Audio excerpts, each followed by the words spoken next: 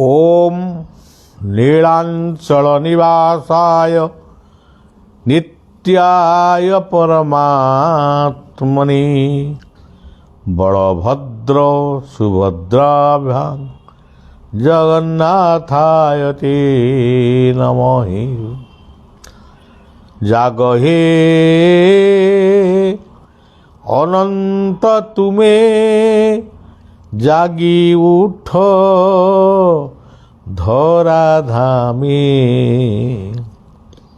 शिखाई दिया हे प्रभु ये संसार सार कर में देखा थरे शंख चक्र गदा पद्म हस्ते तुमे देखाई दियो सकटी ये मूढ़र मर्मे मर्मे कल्कि राम मूर्ति तुमे देखे ना चर्म नयने आरत नासन बाना बोलाइछ धरा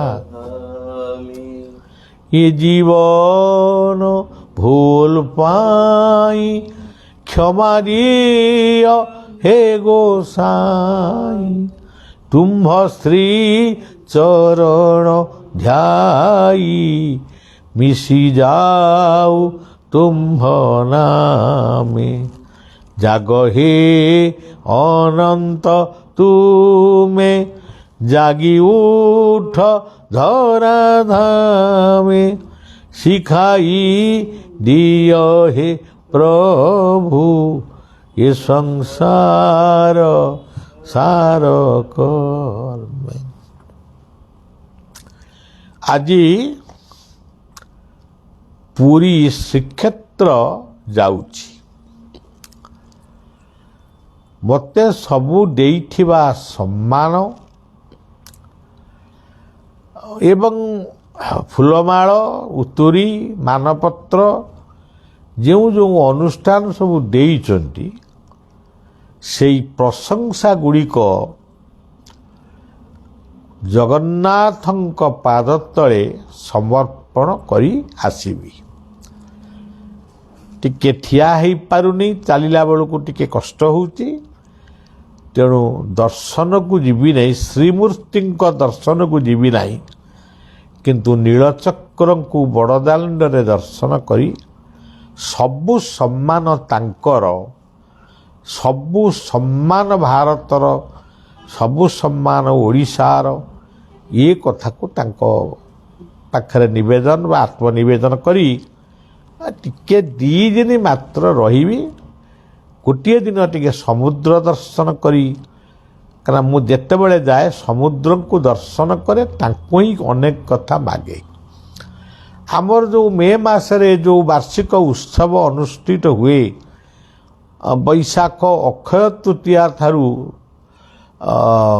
पूर्णमी पर्यंत मुख्य दिनटी होची चतुर्दशी पूर्णमी चतुर्दशी दिनटा होची मुख्य पर्व पूर्णमी ठारू 7 दिन हुए ब्रह्म सेवा ये समस्त कथा पाई यह किपरि सुचारू भाव में श्रृंखलित भाव में हम से समुद्र को प्रार्थना करी आसीबी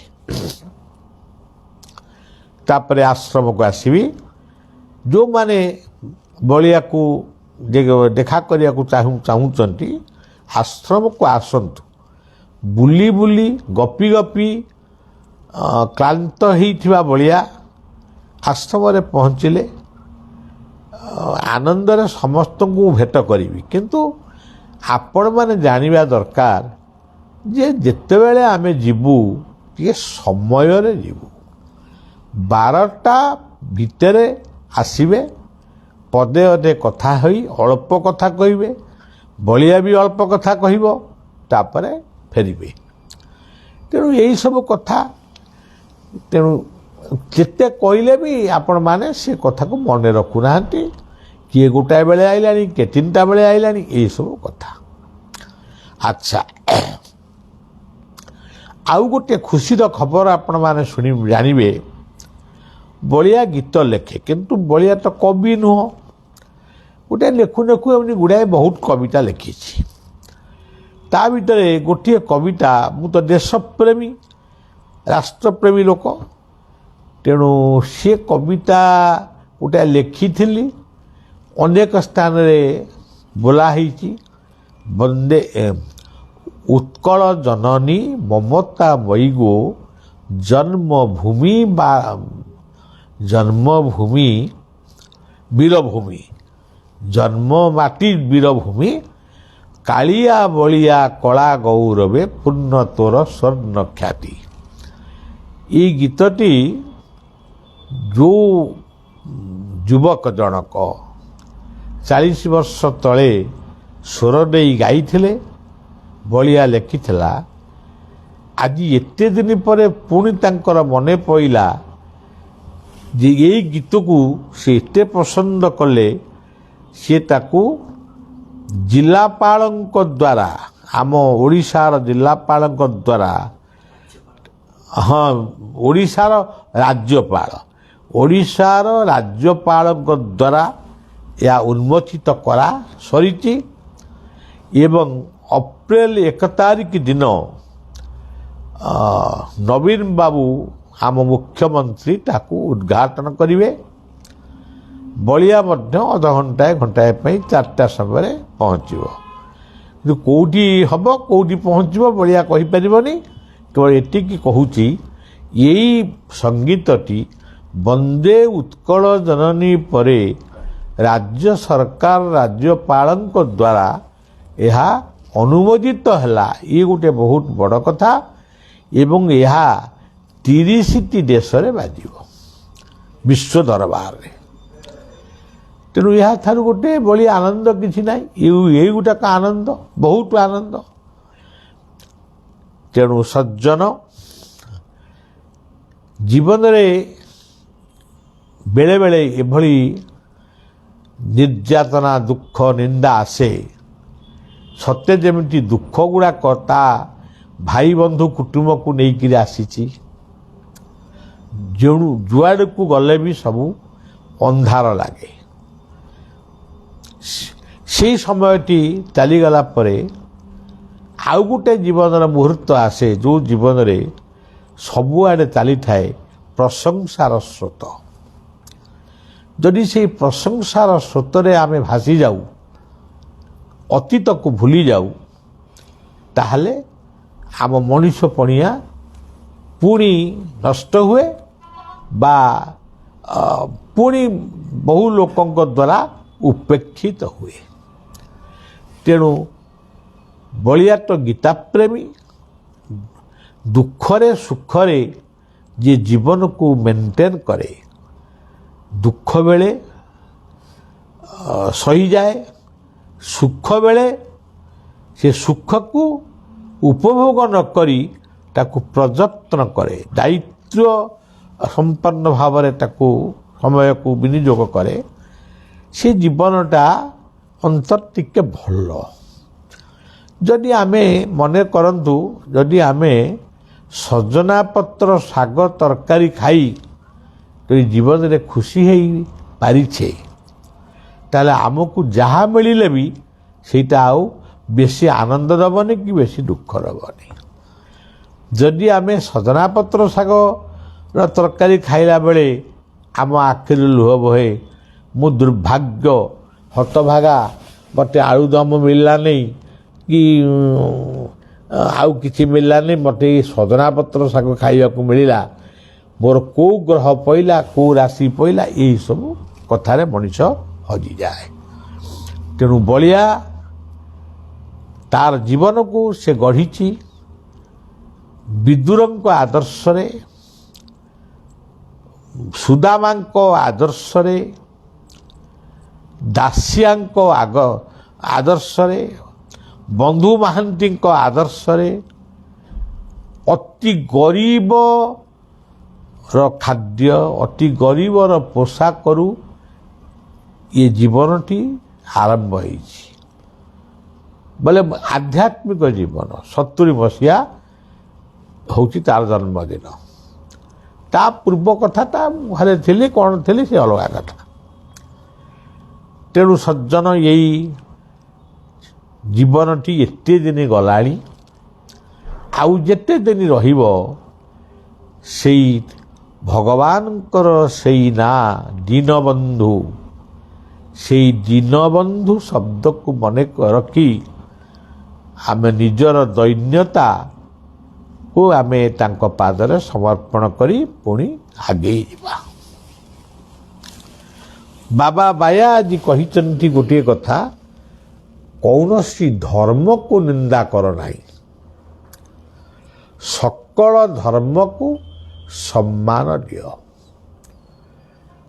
ପ୍ରକୃତରେ ଆପଣମାନେ ଦେଖିବେ, ଆଜି ଗୋଟିଏ କଥା ମନେ ପଡ଼ୁଛି, କାଲି ରାତିରେ ସେ କଥାଟା ଆଲୋଚନା ହେଉଥିଲା।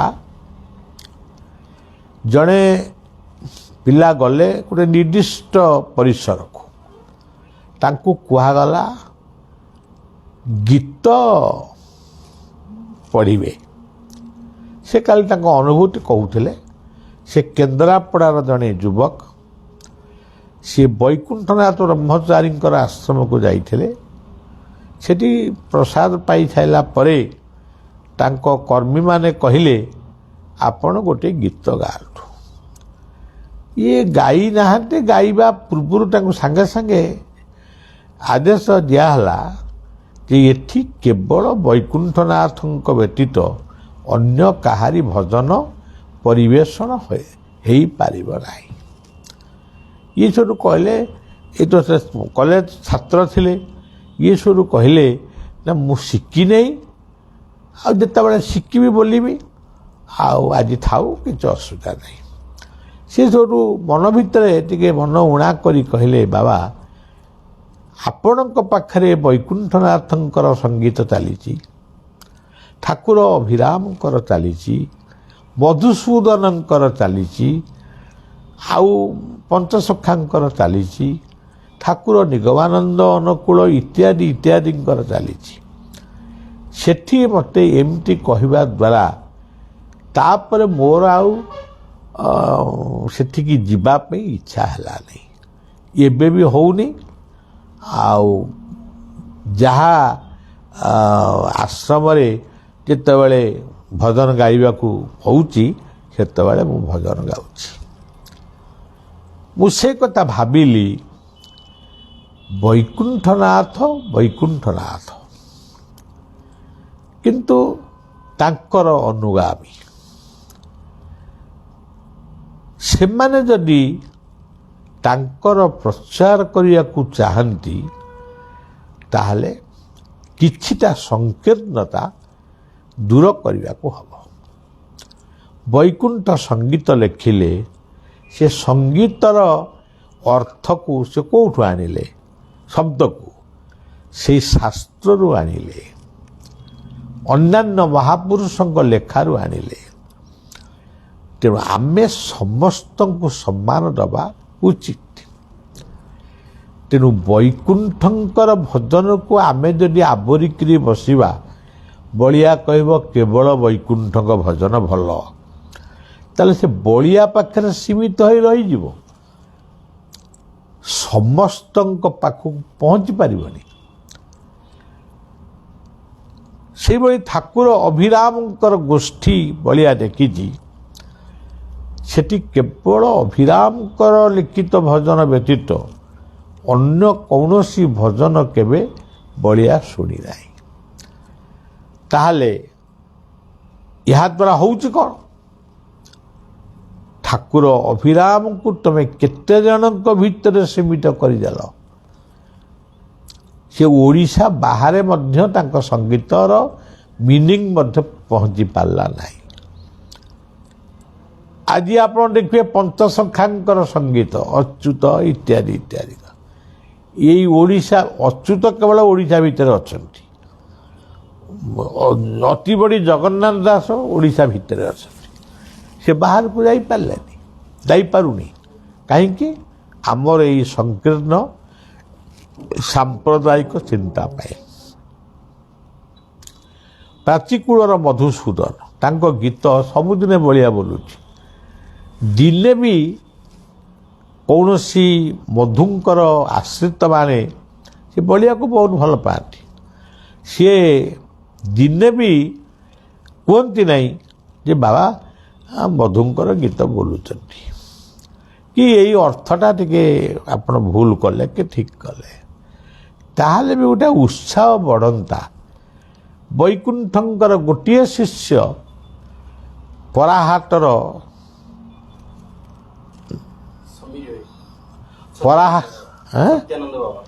ପରାହାଟର ଜଣେ ନାଁଟା ହଠାତ୍ ମନେ ପଡ଼ୁନି, ସେଇ କେବଳ ସେ ଜଣେ କେବଳ ବଳିଆର ପ୍ରତିଦିନ କଥା ଶୁଣନ୍ତି, ବୈକୁଣ୍ଠଙ୍କର କଥା ଶୁଣନ୍ତି। ହଁ, ତାଙ୍କ ନାଁ ହେଉଛି ଚୁନିଆ ଭାଇ, ସେ କହନ୍ତି। ଆଉ ଜଣେ ବାବାଜୀ ଶିଷ୍ୟ ସତ୍ୟାନନ୍ଦ, ସେ ବୈକୁଣ୍ଠଙ୍କ ବିଷୟରେ ମୋତେ କିଛି କୁହନ୍ତି ନାହିଁ, କିନ୍ତୁ ବଳିଆକୁ ବହୁତ ଭଲ ପାଆନ୍ତି। ଗଲା ତାପରେ ଜଗତୀ ବାବୁ ଜଣେ କେନ୍ଦ୍ରାପଡ଼ାର ବିଶିଷ୍ଟ ଲୋକ, ସେ ବଳିଆକୁ ଦେଖିଲେ ଖୁସି ହୁଅନ୍ତି। ତେବେ ସଜ୍ଜନ ଅନ୍ୟ କେତେଜଣ ସେ କୁହନ୍ତିନି, ତାଙ୍କ ମନ ଭିତରେ ଆସେ ବୈକୁଣ୍ଠଙ୍କର ଶତବାର୍ଷିକ ଅନେକ ଥର ମୁଁ ପାଳନ କରିଛି, ପୁଣି ଗୋଟେ କେମିତି କ'ଣ କେମୁଟ କିମ୍ବାକାର ଭାବରେ ସେ ଟିକେ ବଳିଆ ପ୍ରତି ଅସନ୍ତୋଷ ହେଲେ। ତେବେ ବଳିଆ ପ୍ରତି କିଏ ଅସନ୍ତୋଷ ହେଲା ମୋର କ'ଣ ଯାଉଛି, ବଳିଆ ସମସ୍ତଙ୍କୁ ଖୁସିରେ ସମ୍ମାନ ଜଣାଉଛି। ତେଣୁ ମଧୁସୂଦନ ହୁଅନ୍ତୁ, ପଞ୍ଚସଖା ହୁଅନ୍ତୁ, ଶ୍ରୀ ଶ୍ରୀ ଠାକୁର ଅଭିରାମ ହୁଅନ୍ତୁ, ସେଇମାନଙ୍କ କଥା, ଅନୁକୂଳ ଚନ୍ଦ୍ରଙ୍କର କଥା ମୁଁ ଓଡ଼ିଶାରେ ଦେଖିଛି, ବେଙ୍ଗଲରେ କିଛି ସ୍ଥାନରେ ଦେଖିଛି, ଆସାମରେ ଥିବା ବେଙ୍ଗଲୀମାନଙ୍କ ପାଖରେ ଦେଖିଛି, ଆଉ କେଉଁଠି କାଁ ଭାଁ ଥରେ ଦେଖିଥିଲି ବନାରସରେ ଗୋଟିଏ ବେଙ୍ଗଲୀ ପରିବାର, କେତୋଟି ପରିବାର ଠାକୁର ଅନୁକୂଳ ଚନ୍ଦ୍ରଙ୍କର କଥା କହୁଥିଲେ। ସେମିତି ଆଉ କେଉଁଠି କିଛି ହେଇଥିବ, କିନ୍ତୁ ତାଙ୍କ ବାଣୀ କ'ଣ ଏତିକି ଭିତରେ ସୀମିତ ହେବା ଦରକାର? କେବଳ ଆମର ଠାକୁର ଅନୁକୂଳ ଚନ୍ଦ୍ର, ଏଇ ଯେଉଁ ସଂକୀର୍ଣ୍ଣତା ଭାବ, ଠାକୁର ଅନୁକୂଳ ଚନ୍ଦ୍ର ଏକମାତ୍ର ପୁରୁଷୋତ୍ତମ, ଆଉ ସବୁ କେହି ନୁହନ୍ତି। ତା ଦ୍ୱାରା ହେଉଛି କ'ଣ?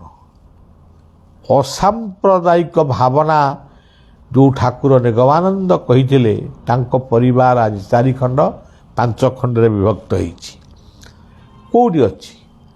ଠାକୁର ନିଗମାନନ୍ଦଙ୍କର ଆସାମର କିଛି ଅଂଶରେ ଅଛି, ବେଙ୍ଗଲର କିଛି ଅଂଶରେ ଅଛି, ବେଶୀ ଅଛି ଓଡ଼ିଶାରେ। ତେଣୁ ସଂକୀର୍ଣ୍ଣତା ପାଇଁ ଏସବୁ ଆମ ସନାତନ ହିନ୍ଦୁ ଧର୍ମ ମାନେ ଗୋଳମାଳ ହେଇଯାଉଛି। ଆଉ ତେଣୁ ସଜ୍ଜନ ବଳିଆ ନିବେଦନ କରୁଛି, ଇଏ ସବୁକୁ ଅନ୍ତତଃ ତ୍ୟାଗ କରିବା ଉଚିତ। ବୈକୁଣ୍ଠ ବୈକୁଣ୍ଠ ହେଇକି ରହନ୍ତୁ, ଆଉ ବାୟା ବାୟା ହେଇ ରୁହନ୍ତୁ। ବାୟାଙ୍କର ନାମାଚାର୍ଯ୍ୟ ବାୟାଙ୍କର କଥା ବଳିଆ କହୁଛି ସବୁଦିନେ। ବଳିଆ କହୁଛି, ଓଡ଼ିଶାର କିଛି ଭକ୍ତ କହୁଛନ୍ତି, ପରଶୁରାମ ପଣ୍ଡା ଥିଲେ, ସେ ବିଭିନ୍ନ ସ୍ଥାନରେ ଆଶ୍ରମ କରିଛନ୍ତି, କଳ୍ପତରୁ ଆଶ୍ରମ, କିନ୍ତୁ କାହିଁ ଓଡ଼ିଶା ବାହାରେ କେଉଁଠି ତ ମୁଁ ବାବାଙ୍କ ନାଁ ଶୁଣିନି। ଯାହା କହୁଛି ବଳିଆ କହୁଛି, ବୈକୁଣ୍ଠଙ୍କ କଥା ବଳିଆ କହୁଛି। ସେତିକି କଥା ଯଦି ତାଙ୍କ ପିଲାମାନେ ବୁଝନ୍ତେ, ବରଂ ସେମାନେ କହୁଛନ୍ତି ପରୋକ୍ଷରେ ଯେ ଆମ ବାବାଙ୍କ ନାଁ ଧରି ଆମ ବାବା ରେଜିଷ୍ଟ୍ରି ହେଇଯାଇଛି ନେଇ ବଳିଆ ବରଂ ମାନେ ପ୍ରଚାର ହେଉଛି, ମାନେ କରୁଛି, ନିଜର ପ୍ରଚାର କରୁଛି। ତେଣୁ ଏସବୁ କଥା ମିଛ କଥା, ଏଗୁଡ଼ା କିଛି ନୁହେଁ। ସିଏ ତାଙ୍କର କହୁଥାନ୍ତୁ, ମୁଁ ମୋର କହୁଥାଏ। ବର୍ତ୍ତମାନ ବୈକୁଣ୍ଠ କହିଲେ, ତେଜି କାମନା ବାସନା କରରେ ଆରାଧନା, ତୁଟିଯିବ ଯାତନା ଯାବତ ମୋହମାର। ସୁଖ ଦୁଃଖ ଅସାର କେଉଁଟି ନୁହେଁ ସ୍ଥିର, ଅସ୍ଥିର ଏ ମହିରେ ଜୀବନ ଯୌବନ। ଦେଖ କେଡ଼େ ସୁନ୍ଦର କଥା କହିଲେ। କିନ୍ତୁ ଇଏ ଆରେ ଏତେ କଥା ସିଏ କହିଲେ, ଆମେ ବୁଝିଲୁ କ'ଣ? ଇଏ ପଦରୁ କ'ଣଟା ବୁଝିଲୁ? ତେଜି କାମନା ବାସନା କରରେ ଆରାଧନା, ତୁଟି ଯିବ ଯାତନା ଯାବତ ମୋହମାର। ଆଉ କ'ଣଟା ଆମେ ବୁଝିଲୁ? ଆମେ ଯେଉଁଠି ଅଛୁ ସେଇଠି ପଞ୍ଝାଏ ଗଞ୍ଜେଇ ଟାଣିଦେଲେ, ବନାରସ ଯିବା ପାଇଁ ବନାରସ ଯିବେ ବୋଲି ଡଙ୍ଗାରେ ବସିଲେ, କାତ ମାଇଲେ, ଆହୁଲା ପକେଇଲେ, କିନ୍ତୁ ଖୁଣ୍ଟରୁ ଦୌଡ଼ା ଫିଟେଇ ନାହାନ୍ତି। ଦୌଡ଼ାଟି ଫିଟି ନେଇ କାତ ମାରୁଛନ୍ତି, ହାଲିଜା ପକେଇ ମାନେ ଝାଳ ଠିଆ ହେଲାଣି। ବନାରସଟା କାହିଁକି ହଉନି? ରାତି ପାହିଗଲା ବେଳକୁ ଗଞ୍ଜେଇ ନିଶା ଛାଡ଼ିଗଲା, ଯୋଉଠି ଥିଲେ ସେଇଠି। ଇଏ ଡଙ୍ଗାଟା ଫିଟେଇ ନା, କିନ୍ତୁ କାତ ମରା ହେଉଛି, ଆହୁଲା ପଡ଼ୁଛି। ତେଣୁ ଆମ ଗୁରୁମାନଙ୍କର, ମୁଁ କହୁନେଇ ଏଇଟା ବୈକୁଣ୍ଠ ପରିବାର ପାଇଁ କହୁନେଇ କି ବାୟା ପରିବାର ପାଇଁ କହୁନେଇ, ଇଏ ଅଧମର ପରିବାର ପାଇଁ କହୁନେଇ, ମୋ ଜାତି, ମୋ ଦେଶ, ମୋ ଠାକୁରମାନଙ୍କର ପରିବାର ଯେତେ ଅଛି ସବୁଯାକ ମୋ ପରିବାର। ବୈୟା ପରିବାର ମୋର, ସବୁ ପରିବାର ମୋର। ତମେ ମୋତେ ଭିନ୍ନ କରିଦିଅ, କିନ୍ତୁ ମୁଁ ତମ ଭିତରେ ଅଛି। ତେଣୁ ବଳିଆ କହିବାକୁ ଚାହୁଁଛି, ତମେ ଯାହା କହୁଛ, ଆମେ ଏଭଳି ମନୋଭାବ ରଖିବା ଦ୍ୱାରା ଆମେ ଗଞ୍ଜେଇ ଖାଉନୁ। ବୈକୁଣ୍ଠ ଏତେ ସଚେତନ ମହାପୁରୁଷ ଥିଲେ, ସିଏ ଏଗୁଡ଼ାକ ସବୁ ବେକାର ବାଜ୍ୟ କଥା, ଜଞ୍ଜାଳକୁ ସେ ପସନ୍ଦ କରୁନଥିଲେ। କିନ୍ତୁ ଆମେ ଜଞ୍ଜାଳ ଭିତରେ ରହି ସଂକୀର୍ଣ୍ଣତାକୁ ଆପଣେଇ ଯେଉଁଠି ଅଛୁ ସେଇଠି। ଆଉ ତେଣୁ ଭାଇମାନେ, ମୁଁ ବି ତାଙ୍କ ପୁଅ, ତମମାନେ ଶିଷ୍ୟ, ମୁଁ ହେଲି ପୁଅ ଯେତେବେଳେ ତମ ଭାଇ ହେଲି। ତେଣୁ ଭାଇ ହିସାବରେ କହୁଛି, ଛୋଟ ଭାଇ ହିସାବରେ କହୁଛି, ଆଗକୁ ଚାଲ। ଯାହା ଦରକାର ପଡ଼ୁଛି ବଳିଆ ପାଇଁ କରିବା ପାଇଁ, ବଳିଆ ସହିତ ମିଶ କରିବା। ଆଉ ମୁଁ ଆଉ କ'ଣ, ମୁଁ ତ ଆସ୍ତେ ଆସ୍ତେ ବୁଢ଼ା ହେଇଯାଉଛି ନା, ତୁ ଯେତିକି ଦିନ ରହିବି କରିବା, ଅସୁବିଧା କ'ଣ? ଯେ ବୈକୁଣ୍ଠଙ୍କ ପାଇଁ ଗଛ ଲାଗିଛି ଏଠି, ବାୟା ବୈକୁଣ୍ଠ ଭବନ ବୋଲି ଭବନକୁ ଉତ୍ସର୍ଗ କରିଛି, ବୈକୁଣ୍ଠଙ୍କୁ ଉଦ୍ୟାନରେ ରଖିଛି, ବୈକୁଣ୍ଠଙ୍କୁ ଗରୁଡ଼ଙ୍କ ପାଖରେ ରଖିଛି, ଆଉ ମଧୁଙ୍କୁ ରଖିଛି, ଅଭିରାମଙ୍କୁ ରଖିଛି। ଯେ ଛାଡ଼, ଏସବୁ କଥା ହେଇଗଲା। ମଧୁ କହିଲେ, ଆହେ ପଥ ପ୍ରଦର୍ଶକ ଦିଅ ସୁଜ୍ଞାନ ବିବେକ, ଜଳାଇ ଜ୍ଞାନ ଆଲୋକ ଘେନିଣ ଯାଅ ରହି। ତେଣୁ ଆମର ସେଇଗୁଡ଼ାକ ଅଭାବ ରହୁଛି।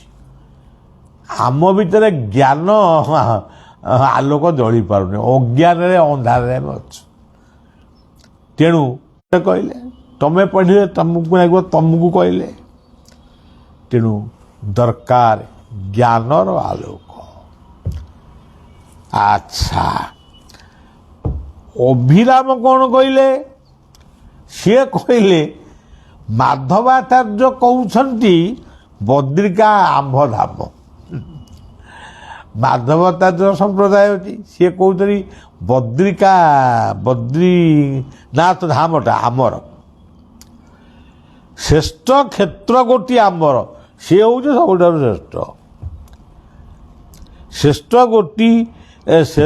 ଶ୍ରେଷ୍ଠ କ୍ଷେତ୍ର ଗୋଟିଏ ଆମ୍ଭର ହୋଇଛି ପୁରୁଷୋତ୍ତମ। ତେଣୁ ଏମିତି କିଏ କହୁଛି ଆମର ପୁରୁଷୋତ୍ତମ ଧାମ, କିଏ କହୁଛି ଆମର ବଦ୍ରୀନାଥ ଧାମ, କିଏ କହୁଛି ଆମର ଅଯୋଧ୍ୟା, କିଏ କହୁଛି ଆମର କାଶୀ ବିଶ୍ୱନାଥ, କିଏ କହୁଛି ଆମର ଜଗନ୍ନାଥ। ହଇଓ ବାବୁ, ତମେ କ'ଣ ସବୁ ତାଙ୍କୁ ନେଇ ପଚାରିଛ? ଯଦି ପଚାରିଥାନ୍ତ, ସିଏ ଯଦି ଭେଟ ହେଇଥାନ୍ତେ, ତାହେଲେ ସେ ବୁଝେଇଥାନ୍ତେ, ଆରେ ସିଏ ଯିଏ, ଇଏ ସିଏ। ହୁ am I, who are you, who is he? ଇଏ ତିନୋଟି ଗୋଟିଏ, ୱାନ୍ ଆଣ୍ଡ ଟ୍ରୁଥ୍।